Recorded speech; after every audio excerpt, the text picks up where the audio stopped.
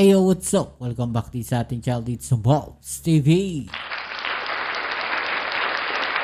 Alright, so tayo babalik-balik mga kababayan at eto, pag-usapan natin, no, mga kababayan. Mukhang malabo na nga pong umuwi etong si Saldico dito sa ating bansa, mga kababayan, no, dahil meron daw pong banta, no, sa kanyang buhay, mga kababayan. No, ang tanong natin diyan sino kaya, no? Yung gustong tsumugi dito kay Saldico. Okay, so yun ang ating alamin ngayon at pag-uusapan. Pero syempre, bago ang lahat, please don't forget to subscribe, like, share, at comment dyan sa comment section. Okay, so ito, nagsalita na nga po yung abogado ni Saldico, mga kababayan. At isa sa naging rason at dahilan nila noon, itong si Saldico di umano, kaya ayaw umuwi ng bansa, mga kababayan. Dahil meron daw pong banta sa kanyang buhay. No? Ano sa palagay ninyo? Totoo kaya to, mga kababayan? Kung totoo man yan, sino kaya, no? Yung may pagbabanta sa kanyang buhay? Balita ko, mga kababayan, kasama daw po niya, no? Sabi nga po, kasama daw po ni Saldico yung isa, no, dito sa binabanggit, no, nila Marcoleta na dating tauhan niya. Nagtatago na rin, mga kababayan, no? So ito, pakinggan natin kung ano yung mga sinabi dito ng abogado na itong si Saldico, mga kababayan. Right? Let's go. And then, sir, you've said that Ko has serious threats in his life. Yes. So does this mean that he also has pangamba or hindi pagtiwala sa pamahalaan that he can be safely, safeguarded just to face all the allegations to him? Hindi naman. But the government cannot protect you all the time, Di ba? Walang guarantee na ganyan. People die in jail. Di ba? People with a shot in the head, and you have heads of state surrounded by 20 armed men who still downed by a sniper. Ako personally, ang bigger fear ko is vigilante violence. Because nga everyone hates him. That's the reason I'm here. Again, no, I don't litigate in the media, but the reason I'm here is because maybe we can tone down the temperature, we can lower it a little bit, because personally, I'm deathly afraid of vigilante violence. Someone who thinks that he's a moral guardian of the Filipino people will just take a paltik and shoot him anywhere. So ito yung sinasabi dito, mga babayan. Parang sinasabi nila dito na yung pagbabanta, no, yung banta dito kay Saldico, mga kababayan, ay pwedeng gawin ng kahit sinong tao. No, dahil nga sa galit dito kaya Saldico. Parang ganon, no, yung kanilang pinapalabas dito, sinasabi dito, no, ng abogado nitong si Saldico. 'Di ba? So imagine ninyo, mga babayan, na ang gusto nilang sabihin dito na pag nandito si Saldico, no, ultimo yung magbabantay sa kanya, pwede siyang tirahin dahil sa galit. Parang ganon. No, yung sinasabi dito. Sa palagay ninyo, gagawin yan, no, ng mga taong i-appoint sa kanya o itatalaga sa kanya na magbantay? Kung siya po ay nasa witness protection program o hawak ng gobyerno, mga kababayan. 'Di ba? So siya mismo, no, natatakot siya sa buhay niya dahil sa mga pinaggagawa niya. 'Di ba? Masaklap niya kasi, mga kababayan, baka bigla na lang siyang kuyugin, no? Siguro yung isa sa kinakatakot na itong si Saldico, na pag nagkaroon ng hearing, no, hindi mapigilan yung galit ng taong bayan sa kanya, no, dahil nga siya yung nakikita parang parang may pakanaan ng lahat na to, di ba? Tapos ganun kalaki yung mga na-kickback. Hindi biro yung pera, mga kababayan, no, na na-kickback sa pera ng taong bayan. Kaya ang isa sa kinakatakot siguro niya dito, baka kukuyugin po siya. Kung siya ay umuwi, no, dito sa bansa. Na kinakatakot niya, kahit sino, no, pwede siyang tirahin dyan. Pero alam nyo, no, ang nakikita ko dyan, no, hindi ganun yung senaryo eh. No, yung sinasabi nila na kahit sino, pwedeng ganun yung palabasin na yung taong yan eh, galit yan. No, kasi galit yan dun sa nangyaring flood control scandal. No? Pero ang ibang nakikita ko dyan, eh, pwedeng ganun, palabasin. No, na yung titira sa kanya, eh, galit na taong bayan. Pero, eh, baka merong iba, no, na gusto siyang patahimikin dahil pag nandito nga siya at nagsalita na si Saldico, eh patatahimikin talaga yan mga babayan. 'Di ba? Dahil lahat sila sasabit na rito eh. Di ba? Kaya maganda niya, no, isa siguro sa maganda niya mga babayan, kahit siya ay nasa ibang bansa, magsalita na siya. No? Magsalita na siya habang nasa ibang bansa siya. Yun ang maganda diyan. Diba? Kung talagang wala siyang tinatago at kung talagang gusto niya malinis din, no, itong mga nangyayaring korupsyon na to, eh, magsalita na siya. No, sabihin na niya kung sino talaga yung mga nasa likod niyan, sino yung mga dawit dyan sa flood control na yan, no, para magkaalaman na mga babayan. Diba? Sir, siguro last na lang, no, because Sure. the year is ending, 2026 is fast approaching. I know this might sound so vague and irrelevant, but how long is Zaldico planning to not go back to the country aside from just like pahupain lahat ng threats sa life niya? How long will the Filipino people wait for his response on all the allegations? So, well, I'll try to respond as best I can, but yung fear kasi is subjective eh. I can't tell him na don't be afraid. In the same way that I can't tell you not to be afraid of something. If he fears, and again, I don't blame him. If he fears that there are threats to his life, I don't blame him, and I wouldn't recommend that he come home either under these circumstances. Where's Christina? Sir, Tina po from GMA. Hi, Tina. Sir, you said kanina po that the the information are skewed against former representative ko. What The did you mean by narrative. that? The narrative The is narrative? skewed, yes. What did you mean by that? Ito mga babayan, panoorin pa natin ito ilang balita. Nakakatanggap daw ng death threat ang sangkot sa flood control scandal na si Zaldico kaya ayaw niyang umuwi ng Pilipinas. Ayon po yan sa kanyang abogado na sinabi ring wala siyang pag-aaring mga air assets. Nasa prole na balitang yan si Camille Samonte.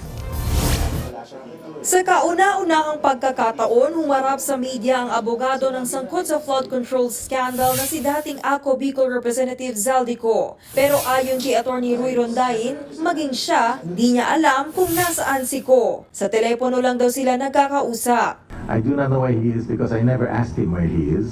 It's not relevant for his defense. And I never asked because I don't want to have to lie to any of you when you ask me. Giti Atty. Rondain, hindi raw nagtatago si Ko. Natatakot lang daw siya umuwi ng Pilipinas. He's deathly afraid of coming home. Anong pinagkaiba nung nasa ibang bansa siya sa hindi nagtatago, mga babae? Diba? In the first place, dapat, kung hindi siya nagtatago, kahit papaano, nakikipag-cooperate siya sa ICI, di ba? Nakikipag-cooperate siya sa DOJ, nakikipag-cooperate siya sa Blue Ribbon kay Senator Ping Lacson. No? Kung talagang hindi siya nagtatago. Di ba? Kung talagang hindi siya nagtatago. Kaya lang wala eh. Di ba? Wala tayong balita. Hindi nga siya sumasagot sa mga akusasyon sa kanya eh. Not until now, na dito pa sa abogado. Di ba? Because may serious threats to his life. One half of the country wants to throw him in jail and throw away the key. The other half wants to string him up by the nearest tree. Would you come home under those circumstances? Isa si Ko sa mga inirekomenda ng Independent Commission for Infrastructure na sampahan ng kasong graft, malversation at falsification. Dahil yan sa mga anomalyang 289.5 million flood control projects sa Oriental Mindoro. Itinanggi rin ni Rondain ang sinabi ng nagpakilalang security ni Ko na si Orly Guteza na nag-deliver siya ng mali-maletang pera sa bahay ng dating kongresista. Hindi rin daw totoong may insertion si Ko sa 2025 national budget. Huwag naman chismis, huwag naman speculation because hindi tatayo in a court of law. Who's saying na mayroon deliveries? Did they see my client receive the delivery of money? Ayon pa kay Rondain, umabot sa 4.1 billion pesos ang net worth ni Ko noong 2019. Pero hindi kumpirmado kung magkano ang itinaas nito mula nang maupo siya bilang kongresista. Lalo't isa rin siyang negosyante. Sa kabila nito, iginiit ng kanyang abogado na walang chopper o eroplanong pag-aari ang dating kongresista. Matatanda ang sinabi ng Civil Aviation Authority of the Philippines na nasa labas na ng bansa ang 3 sa 10 air assets ni Ko. I understand that any aircraft related to him is owned by Mitsubishi Aviation. Now separate si Mr. Ko sa Mitsubishi. You should ask the lawyer of Mitsubishi. Secretary Dizon keeps saying na i-freeze lahat yan, i-confiscate yan. If you look at his SALN, Mitsubishi Aviation was incorporated in 2004, 2008. Now, Zaldico became a congressman in 2019. Haharap lang daw si Ko sa mga pagdinig pag wala ng banta umano sa kanyang buhay. Nagbabalita Ako, kailan kaya yun? Diba? Pwede nila sabihin na habang buhay, may banta sa kanyang buhay, di ba mga babayan? Kaya nga sabi dito, ano sabi dito sa bilyonaryo? Malabo nang umuwi. Kasi nga, hindi siya uuwi ng Pilipinas hanggat may banta sa kanyang buhay. Diba? So, pwede nilang idahilan yan na habang buhay na siya nasa ibang bansa. Kasi pwede niya sabihin na may banta pa rin sa buhay ko kahit na matagal na yung nangyari na yan. Diba? Isa si former Congressman Zaldico sa mga itinuturong utak ng flood control scandal. Pero hindi raw siniseryoso ng kanyang kampo ang akusasyon. Itinanggi rin nila na may mga luxury aircraft ang dating kongresista. Narito ang agenda report ni Hannah T. Tila malabo nang umuwi ng Pilipinas si Zaldico. Ayon yan sa kanyang abogado. He's deathly afraid of coming home because may serious threats to his life. One half of the country wants to throw him in jail and throw away the key. The other half wants to string him up by the nearest tree. Would you come home under those circumstances? I wouldn't recommend that he come home. Hindi rin siya sisipot sa susunod na pagdinig ng Senate Maria Bibigti raw. Bonjing kahit via Zoom dahil di pa naman daw seryoso ang akusasyon laban sa dating kongresista. Sa huling pagdinig ng komite, lumitaw si Orly Gutez Hindi pa ba seryoso yung akusasyon na yun na siya yung tinuturo na parang halos mastermind? Diba? para sabihing siya mismo ang gumawa ng cash deliveries sa bahay ni Nako at dating House Speaker Martin Romualdez. Yan ay kaugnay ng kickback umano nila sa flood control projects. Dati na raw siyang nagtrabaho para kay Ko. Did they see my client receive the delivery of money? I'll even reduce it to an absurdity, Is it possible na may utang lang sila at nagbayad sila? Sabi ni Attorney Rui Rondain, saka lang daw niya nakilala si Guteza nang sumulpot ito sa pagdinig. May dalawa ring lumitaw na pangalan ng di umano'y aides ni Ko na sina Paul at Mark na naghahandle umano ng cash deliveries para sa dating kongresista. Pero hindi na raw sila tao ni Ko sa mga panahong nangyari ang di umano'y deliveries. Sakaling totoo nga ito, ayon kay Rondain, depensa ng kampo ni Ko, hindi tumakas ang dating kongresista dahil may heart condition umano ito na hindi muna nila dinetalye. Nagde-treatment na raw ito sa US as early as February bago pa man pumutok ang flood control scandal nitong Hulyo.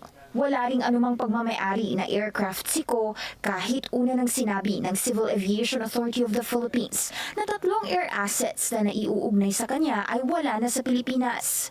Any aircraft related to him is owned by Mitsubishi Aviation. Now separate si Mr. Ko sa Mitsubishi. Ang Mitsubishi Aviation ay isang kumpanyang iniuugnay sa Ko family na siya ring may-ari ng Sunwest Group of Companies at Mitsubishi Bay Resort sa Albay. Iniuugnay ito sa kanyang anak na si Michael Ellis at kilala sa negosyong chartered at leasing ng mga private aircraft. Ayon kay Attorney Rondain, na-incorporate ang Mitsubishi noong early 2000s pa at naging kongresista lang si Ko noong 2019. Nasa 4.1 billion umano ang net worth ni Ko sa parehong taon. Pero hindi dahil sa siya ay congressman, kundi dahil sa 44 private corporations na naiuugnay sa kanya. Si Ko ay nahaharap ngayon sa mga reklamo sa ombudsman dahil sa di umano'y maanumalyang 200 million peso flood control project ng SunWest sa Nauhan Oriental, Mindoro. Pero hindi na raw mag-aatubili ang kanyang kampong magpasa ng counter affidavit tungkol dito dahil tila na prejudge na ng body ang kaso. Oras na umakyat ito sa Sandigan Bayan, susuriin ng kanyang kampo ang susunod nilang legal action. Si Ko ay dating House Appropriations Committee Chair na itinuturong nag-insert umano ng billions worth of infra projects sa 2025 national budget. Pero ayon sa kanyang kampo, hindi siya ang may pasimuno nito. Yung NEP is prepared by the DBM in consultation with the other executive offices. Sinasubmit yan sa appropriations. Hindi nakialam doon si Representative Ko as far as I know. Kasi NEP nga eh. Wala ring balak ang kampo ni Ko na papirmahin siya ng bank secrecy waiver para masilip ang kanyang bank accounts. Kailangan daw patunayan muna ang mga akusasyon laban sa kanya. Para sa agenda, Okay, so yan mga kababayan, no? Anong masasabi po ninyo dyan? Sa tingin ninyo, uuwi pa ba ito si Saldico? Okay, comment na lang po sa ibaba yung mga opinion na tatay niya pag-usapan, alright? So yan, muli kita-kits tayo sa ating next video upload. Dito muli ang inyong Kuya Mobsit sa Mobs TV. Peace. I'm out.